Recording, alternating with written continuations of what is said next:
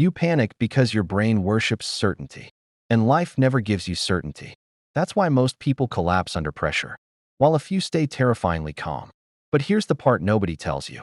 Calm people are not emotionally stronger than you.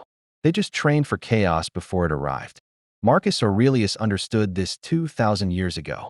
He practiced failure mentally before it happened. Modern psychology calls this cognitive preloading. Your brain fears what it hasn't rehearsed. That's why unexpected rejection destroys one person and sharpens another. Watch powerful people closely.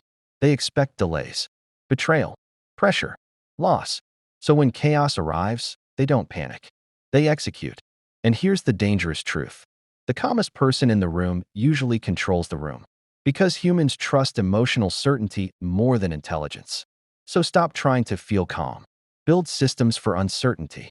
Rehearse pressure. Predecide reactions. Prepare for discomfort before life forces it on you. That's the secret of the zero-stress personality. Not peace, preparation. And if you think calm is powerful, wait until you understand why silence makes people obsess over you.